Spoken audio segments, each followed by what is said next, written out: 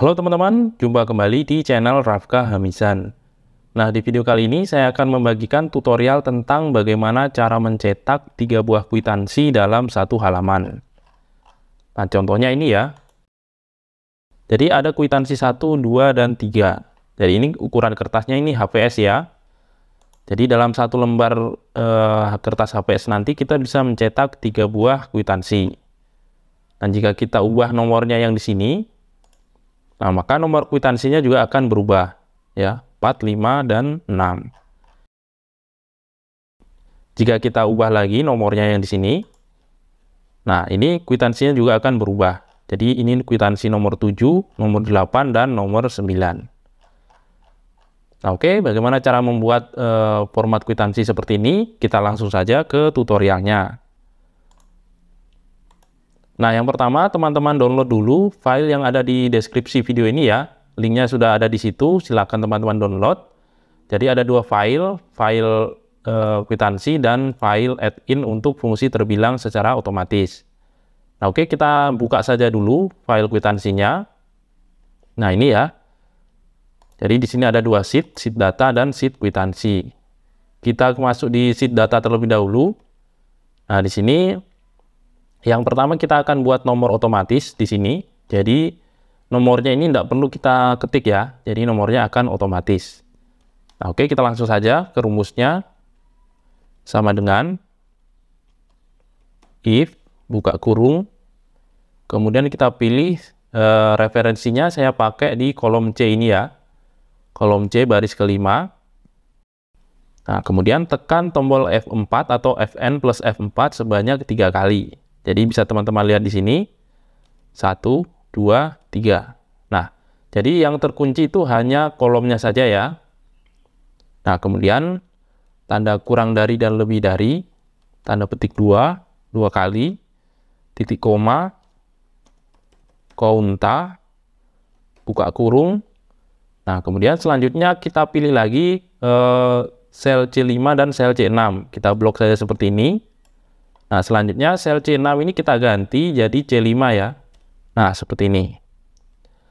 Tutup kurung, titik koma, tanda petik 2 kali, tutup kurung. Nah, sebelumnya kita klik di bagian C5 yang ini, kemudian tekan tombol F4 atau Fn plus F4 1 kali. Nah, seperti ini. Jadi ini mengunci sel C5 ya. Selanjutnya tekan Enter. Nah, ini kita bisa copy saja ke bawah seperti ini. Misalkan kita akan buat data sebanyak 800 saja ya. Nah, seperti ini.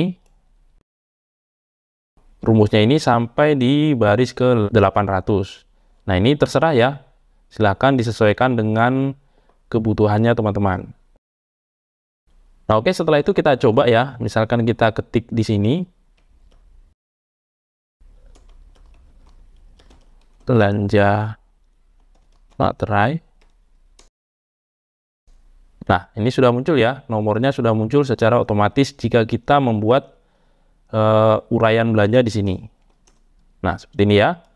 Kita hapus saja. Nah, jika kita hapus, nomornya juga akan terhapus. Nah, oke, sekarang kita akan buat border otomatis ya.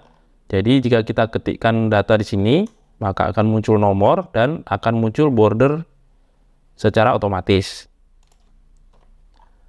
Oke, langkah yang pertama kita blok terlebih dahulu ya. Kita blok sampai di baris ke 800 ya. Kita samakan dengan rumus nomornya tadi. Nah, setelah itu kita pilih conditional formatting, pilih new rule, kemudian kita pilih yang paling bawah ini ya. Nah, selanjutnya ketikkan rumusnya di sini. Rumusnya adalah sama dengan, kita pilih nomor yang pertama ini. Nah, di sini kan kolom dan barisnya terkunci ya. Jadi di sini kita hapus simbol dolar di bagian barisnya. Jadi yang dikunci itu hanya kolomnya saja. Kemudian simbol kurang dari lebih dari, tanda petik 2 kali. Nah, selanjutnya kita pilih format, pilih stylenya ya. Style bordernya, kemudian pilih outline. Selanjutnya pilih OK dan OK lagi. Nah, sekarang sudah ada bordernya ya. Nah, bordernya akan berhenti sampai di data terakhir saja ya. Jadi misalkan datanya sampai 30, ya bordernya sampai 30. Misalkan kita tambahkan lagi di sini, contohnya ya. Nah, maka nomornya otomatis dan bordernya juga otomatis. Nah, seperti ini ya. Oke. Nah, selanjutnya di sini saya membuat penomoran untuk kolomnya. Ini untuk memudahkan kita dalam membuat rumus VLOOKUP nanti di bagian kwitansinya ini ya. Jadi untuk nomor bukti ini ada di kolom kedua, untuk uraiannya itu ada di kolom ketiga, nominal uangnya ada di kolom keempat, kemudian tanggal terimanya itu kolom kelima, dan yang menerima itu ada di kolom keenam. Nah, ini harus dipahami ya untuk pembuatan rumus VLOOKUP-nya nanti. Nah, oke, kita lanjut saja. Selanjutnya kita akan buat name manager. Caranya kita masuk di menu formula, kemudian kita pilih define name. Nah, di sini kita buat ya data seperti ini, terserah ya namanya, data. Nah, jika namanya ini terdiri dari dua kata, misalkan data kwitansi, nah ini harus dibuat pemisah ya. Ini bukan spasi, tapi harus underscore. Nah, seperti ini. Nah, di sini saya buat saja data. Nah, kemudian di bagian refer to ini kita pilih ya, klik ini. Kemudian kita blok datanya mulai dari baris pertama ini. Kita blok sampai di baris ke 800 ya. Nah, kita blok sampai di sini. Pilih lagi ini. Nah, kemudian klik OK. Nah, sekarang sudah ada name manager ya. Nah, ini untuk memudahkan kita nanti dalam membuat rumus VLOOKUP-nya. Nah, selanjutnya kita akan buat hyperlink untuk memudahkan perpindahan sheet-nya. Jadi, pilih insert, save. Kita buat di sini saja, seperti ini. Klik kanan, pilih edit text. Misalkan di sini kwitansi. Kemudian kita atur letak fontnya.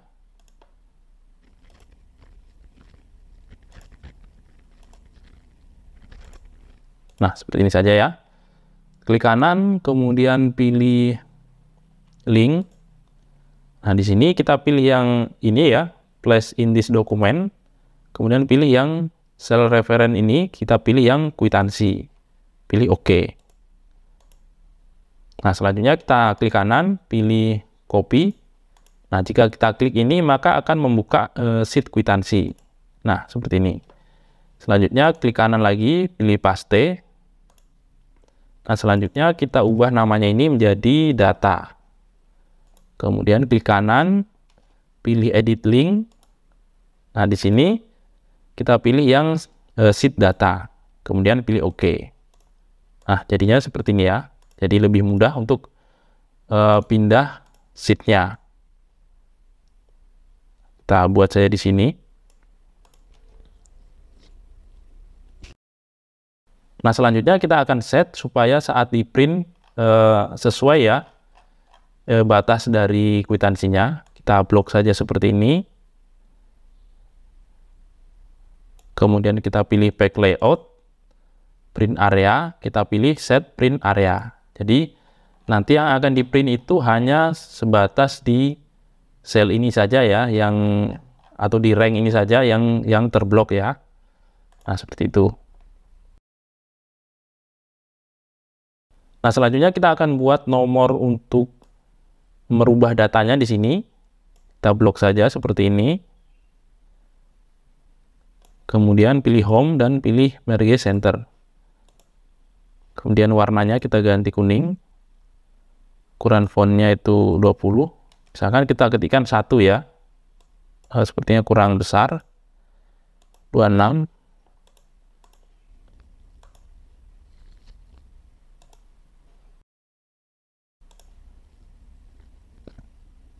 Nah, seperti ini ya. Kita buat border. Nah, seperti ini. Nah, ini dibuat untuk sel referensi dalam membuat rumus VLOOKUP-nya nanti ya. Nah, selanjutnya kita akan tambahkan di sini untuk tombolnya. Nah, teman-teman masuk di menu developer. Nah, jika tidak ada menu developer ini, kita pilih file, pilih option. Nah, kemudian kita pilih customize ribbon.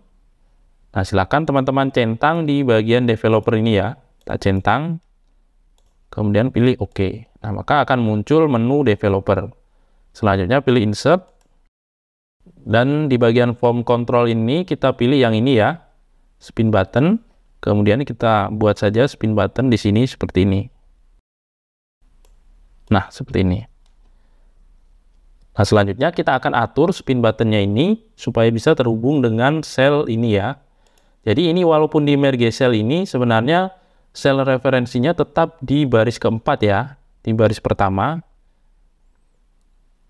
Jadi nanti kalau membuat rumus VLOOKUP, referensinya itu akan di kolom M baris keempat. Nah, oke, selanjutnya kita buat kita hubungkan ya antara nomor ini dan spin buttonnya. Klik kanan di bagian spin button, kemudian pilih format control. Nah, di bagian current value ini kita pilih 1 ya, kemudian minimumnya ini 1 juga. Nah, maksimum ini tergantung ya, terserah. Biarkan saja seperti ini. Kemudian di bagian keempat ini, incremental change ini kita buat jadi 3.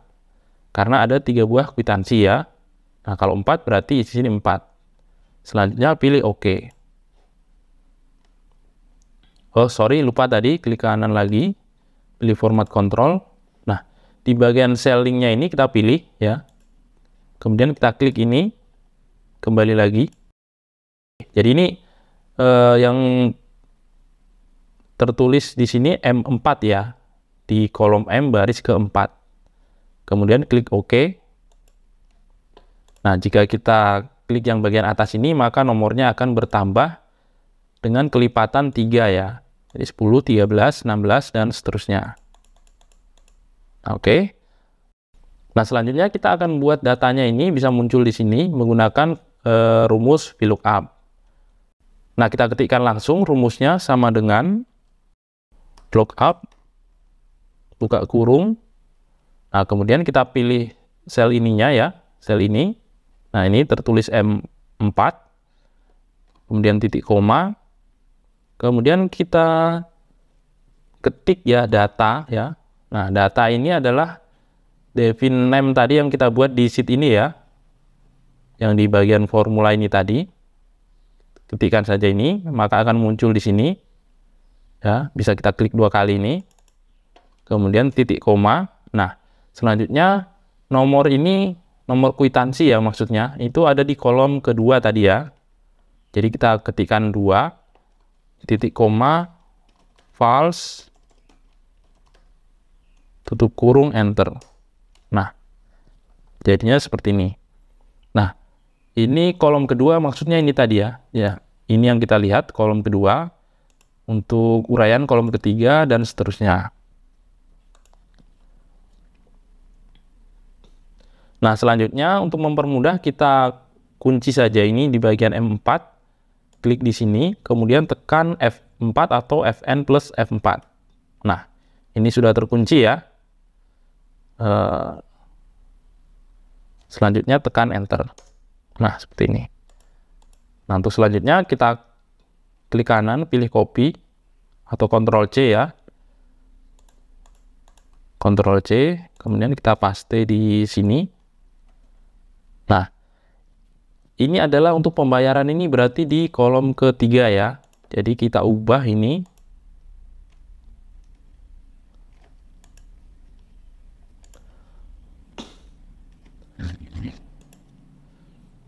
Ini kita copy saja di formula barnya seperti ini. Klik kanan, pilih copy, enter.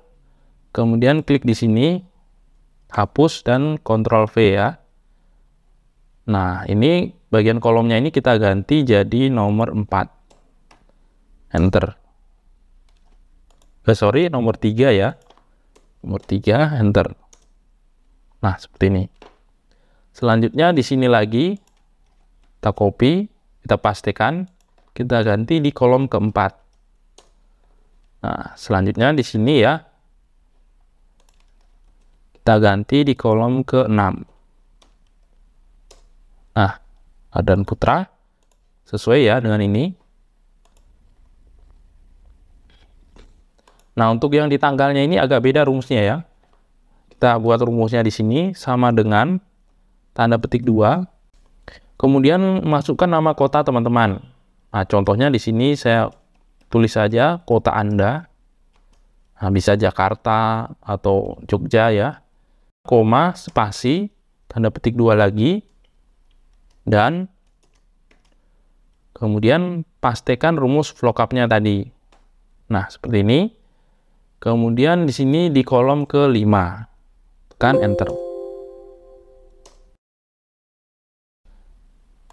Jadi ini ya, ada di kolom ke-5.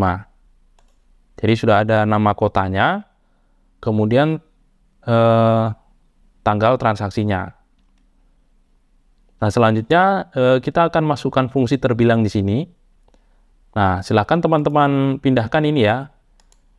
Add-in-nya ini kita klik kanan, kemudian kita copy, kita pindahkan di local disk C, pastikan di sini. Nah, seperti ini. Selanjutnya masuk lagi di file Excel-nya. Kita pilih file, option, kemudian add-in, kita pilih go. Nah, di sini kita pilih browse, kemudian pilih C. Nah, klik di add-in-nya ini dan pilih OK. Nah, setelah muncul maka dia tercentang di sini, kemudian kita klik OK. Nah, seperti ini. Nah, selanjutnya kita akan ketikkan rumusnya di sini sama dengan, karena kita ingin membuat tulisannya itu seperti ini ya, jadi di awal kata itu huruf besar, maka tambahkan fungsi proper. Ya, buka kurung, terbilang, buka kurung, kemudian kita pilih sel referensinya. Jadi sel referensinya itu di sini ya. Kita klik saja ini, tutup kurung, dan kita tambahkan rupiah ya. Dan spasi, dan langsung tanda petik 2, spasi, rupiah. Tanda petik 2 lagi, tutup kurung. Kemudian kita enter. Nah, maka terbilangnya akan muncul secara otomatis. Nah, untuk yang ke bawahnya kita tinggal copy saja ini ya. Kita copy saja ini. Kemudian kita pastikan di sini. Nah, selanjutnya tinggal kita edit ya. Ini kan harusnya transaksi 002 ya. Ini 001, ini harusnya transaksi 002. Nah, di bagian sel referensi ini kita tambahkan saja +1. Enter. Nah, semuanya itu kita buat +1 ya, kecuali di bagian terbilang. Ya, di sini kita tambahkan +1. Kemudian nominalnya kita tambahkan 1. Di bagian kota juga kita tambahkan ya, 1. Kemudian yang menerima kita tambahkan juga 1. Nah, selanjutnya yang ketiga ini berarti supaya nomornya 3, kita tambahkan 2 ya. Jadi kita tambahkan 2. Ini kita tambahkan 2. Ini kita tambah 2. Ini 2. Kemudian yang terakhir ini kita tambah 2. Nah, seperti ini. Jadi kita cek apakah benar ini datanya ya. Nomor kwitansi 003 itu transaksinya 500.000 belanja alat tulis kantor yang menerima Rafka Jaya. Kita coba cek. Transaksi ketiga Rafka Jaya 500.000 alat tulis kantor nomor bukti 003. Tanggal terima 21 Januari. Kita cek. Nah, sesuai ya. Kemudian yang kedua itu cetak baliho 2 juta. Cetak baliho 2 juta 20 Januari Ardan Putra. 20 Januari Ardan Putra. Nah, sesuai ya teman-teman. Oke, sekarang kita ke baris berikutnya ya. Jika kita klik ini, nah maka angkanya menjadi 4. Maka ini nomor transaksi 004. Nah, ini transaksi 05 dan ini transaksi 006. Nah, begitu seterusnya ya, sampai di baris terakhir nanti.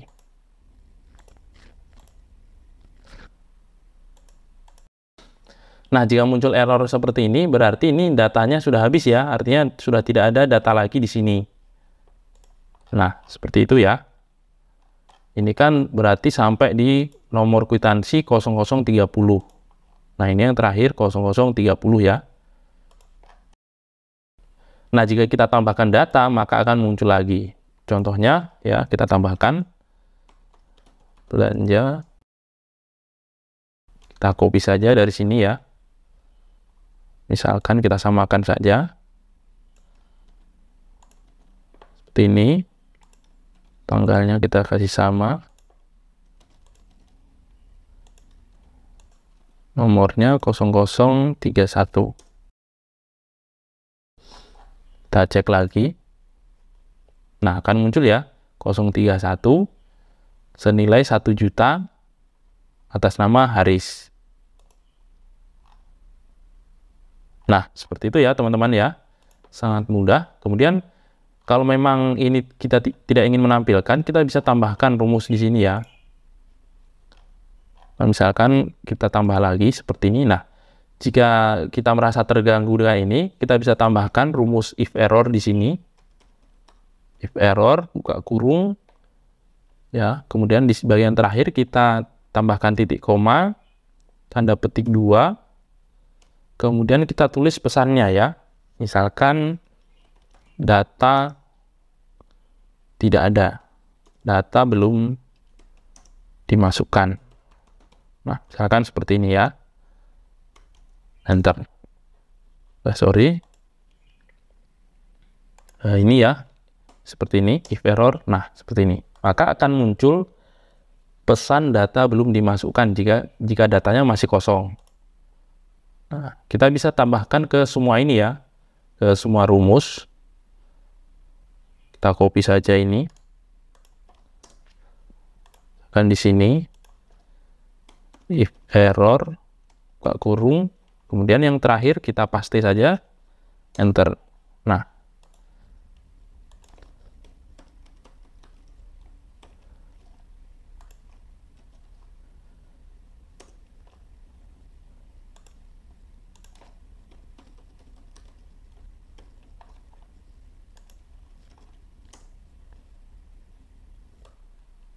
Nah, ini karena selnya terlalu kecil, maka tulisannya seperti ini. Atau bisa juga kita hapus kata-katanya ya. Jadi tanda petik 2 saja, 2 kali seperti ini, enter. Maka selnya akan kosong.